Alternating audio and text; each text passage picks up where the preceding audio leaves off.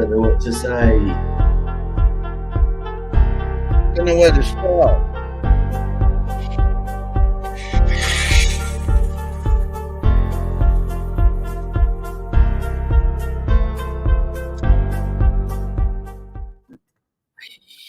Welcome, bienvenue. Welcome once again to another live stream with my dearest friend David Chernick, and myself, with many purple hats. We talk about modern sales, particularly about things that we notice going on down within the modern sales environment. And one of them is the single inability by so many people who call themselves salesmen to run a sales meeting properly. It comes up a lot. Talk me through it, David. So you know, I have a lot of people that will come back from sales meetings. Oh, I didn't go to plan. You know, what did you get out of it? Why isn't it stuff in the pipeline? Oh, because they were talking about this and that and the other. I'm like, well, what was your agenda? Huh? A what? Your agenda. Gen what? And then sometimes they do answer when I go, what was your agenda? They do say, well, I had an agenda actually, David. And they'll tell me, I wanted to talk about this thing, this thing, this thing. And I'm like, okay, that doesn't seem like a sales meeting. Where's the sale in that? Yeah. Where was the bit where you were going to close them? And yeah, the bottom one, the last bit should be close. That should be the bit. That's where you're aiming for. No, that's in it. No, that's in it. And you know, when I give them then a sales agenda, they feel like, oh, that's like the secret underlying agenda. You know, that's my secret agenda. I want to be able to show them an agenda that looks more business-like. And I'm like, no, man, you're still believing. Can someone call emergency services? No, I'm all right. It's just, it makes me laugh, though. If you keep it to yourself, it's not an agenda. They've got to know up front. I mean, David, when I start a sales meeting, I always say, this is what we're going to talk about. This is where the close bit will be. But we're going to make sure we cover off all the bases before then. Then past the close bit is when we talk about when the kickoff meeting. So we do that right at the beginning before we even start doing anything. See, this is what there's a terrible shyness and self-consciousness about selling. It's because people have been programmed to believe, and they don't do this without cause, but they've been programmed to believe that selling is really a manipulative art, that it is to do with persuasion and tricks of the trade and gift of the gab and neuro-linguistic programming and, you know, all of these tricks, sales tricks, psychology. Yeah, sell is a 4-letter word. That's what they think. And actually, they're not wrong to believe that, because that is the way it has been for many, many years. You know, a lot of snake oil and, you know, a lot of sales trainers, frankly, should, you know, take the blame for this lack of trust of selling. Because, you know, whilst they're all sort of pretty charismatic people, so you come out of the sales training thing, you feel pumped up and excited and, you know, motivated to implement all of these new sales tricks. You know, a lot of the tricks that they're teaching you are things that you wouldn't want to be buying from somebody who does that. You know, if you cannot be trust, does it? It doesn't engender if you cannot be the salesperson that you personally would want to buy from, then you're doing it wrong. You know, and especially these days where people are far more wary, where we have increasing amounts of legislation and regulation to prevent people from mis-selling. You know, people have become rightly suspicious about salespeople. So the first thing I would want to get off my chest is that, you know, to have a sales agenda, one that leads to a close and one that you are prepared to be open about with the person you're having the meeting with. I think they should know before that time that the meeting will entail a close at the end. Ideally, look, ideally they be qualified before they have the meeting. I mean, I talk about this with my clients all the time, including 2 people yesterday, where, you know, we were talking about what is sales qualification, and, you know, it's to see if they qualify for further investment of your time and effort in pursuing this sales opportunity. You know, and they're not really a sales opportunity until they've qualified to enter that part of your pipeline. But having entered that pipeline, or having entered the possibility for a sales meeting, they qualify for the sales meeting, and part of that is the knowledge that they will have that they are going to face a question during that meeting, perhaps at the end, where, you know, do you want to progress this through to the next stage? Right. In order to get to that, it really does help to have an agenda. And as you said, if you can share all of the parts of that agenda in advance, then that is clearly a winner. But even just to point it out right at the beginning of the call. And so, yeah, firstly, it is have an agenda. And then it's what's going to go into that agenda. And you can learn an agenda from, you know, you could Google one. There's countless sales methodologies, which are all really a sales agenda. And, you know, one of the ones I use most commonly, I suppose, for professional services clients, business services, is sort of like a value selling sales agenda, which would start by, you know, and I tell them the client in advance. I get my clients to tell their prospects in advance, you know, at the beginning of the meeting, here's what I think we should discuss. I want to go through the sorts of issues that you guys are faced with, you personally and your business. What are the problems that are standing in your way of overcoming those sorts of issues? You know, or goals, a problem or a goal. I personally like problems. That's probably a topic from another day, but problems or goals. Then get to the solution bit, not my solution, what I'm trying to sell you, but you. In an ideal world, what do you think it would take to solve those problems? And then if you're able, the value part of the agenda, if you're able to have that solution as you've envisaged and your ideal solution, which, by the way, I can provide or a mate of mine could provide, what would you be getting out of it? You know, what would that be worth to you? Would that be solving that problem and helping you overcome that issue?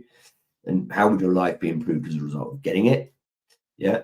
And then it's the plan. Okay, right. Well, if you have that moment where you go, I can see now how having that solution, which hopefully you're able to provide, I can see now how having that solution will help you overcome that problem so that then that issue sort of goes away or is addressed. So then there is a plan. Okay, well, let's see how we can get that for you. Yeah. First things first, you know, you need to tell me that you want to go ahead with it. You might want to know some information about the products that I have to sell. You know, you might want to see some testimonials, some social proofing that it works. You might need to check with your boss or with other people. You might want to get some competitive quotes.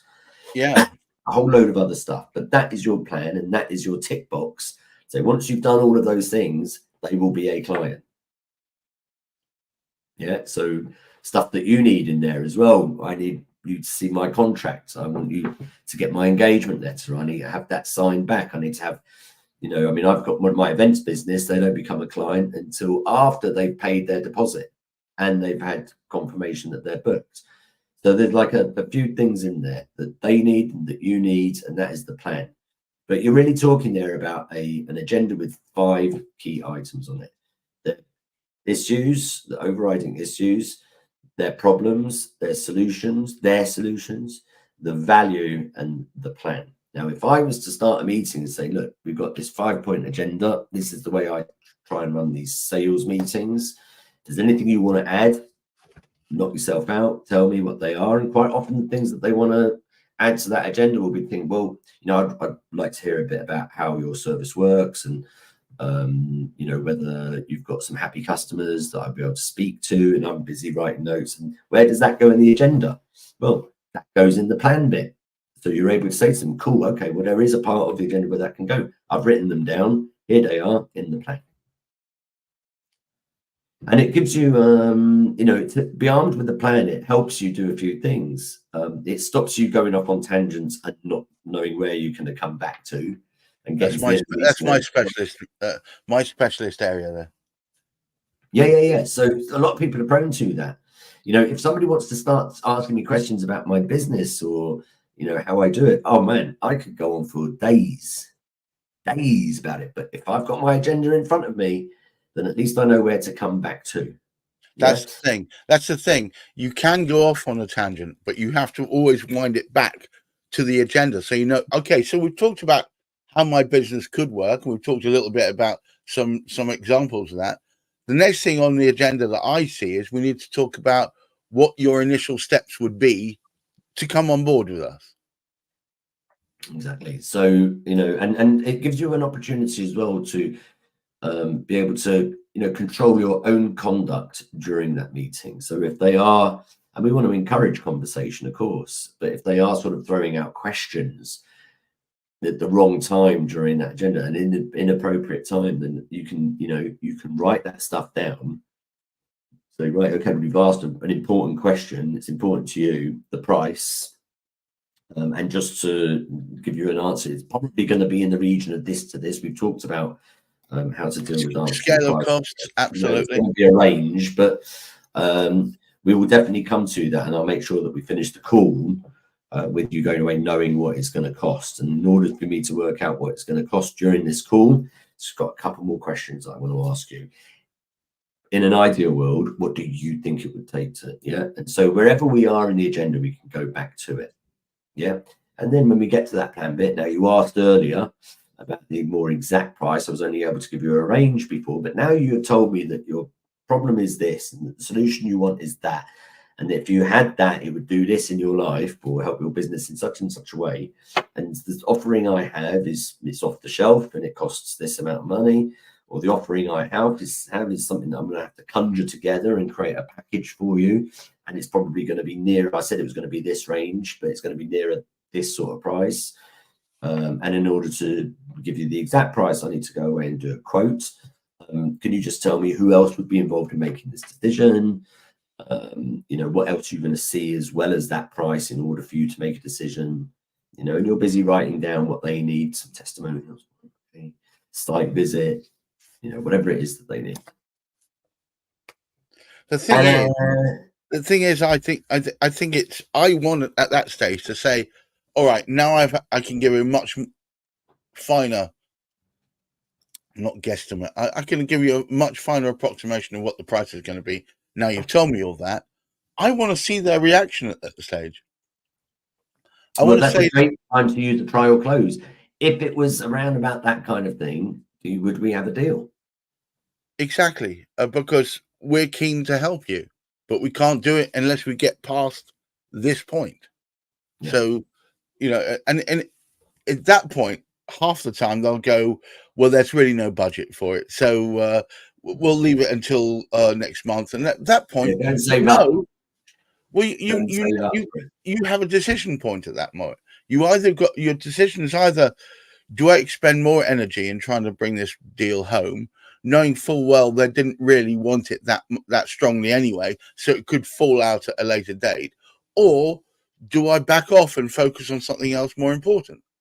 Yeah, well, look, I mean, process-wise, in order to you know, bring about a sale, you're really talking about three little processes. You're talking about a qualification.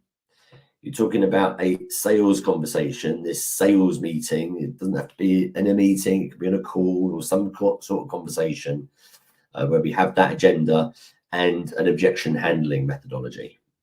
You know, right. Armed with those three things, you should be able to sell. There are some other bits and pieces, negotiations and whatnot, but armed with those three things, qualification, a sales process, and a sales agenda and objection handling, should be able to cover you for a lot of things. Now, if you're working in industry, so one of the two conversations I had yesterday about this, they're working in an industry where they're really just selling a product. And so all of their qualification is, do they qualify as my target audience for that product?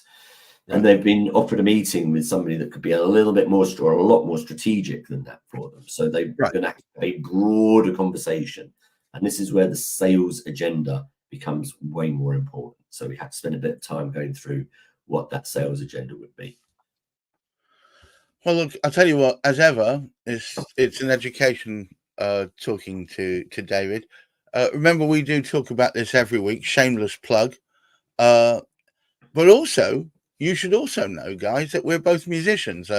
David is an accomplished DJ, and I'm a percussionist, and together we are performing. When and where is it, David Chernick? So the date is the 12th of July. Not And long the now. location is down the Welly at the Wellington pub. It's a music pub in Boreham Wood. That's northwest of London, South Hertfordshire, Boreham Wood, WD6. So 12th of July, and Gareth and I will be doing a music takeover. It's going to be a bit of a mashup. Should be a lot of fun. It's going to be a bit of a mashup between some hardcore rock and some house with some drums and percussion over the top, and it will be over the top. Because everything I do is over the top. Guys, thank you very much indeed for being a part of our ongoing audience. Remember, if ever you come across either of us and you want to give us some tips or some ideas or a request for us to do a particular topic, please go ahead and do that. Until next week, I wish you all a wonderful remaining couple of days, and of course, safe and sensible mental health. Bye-bye now. Ciao, ciao.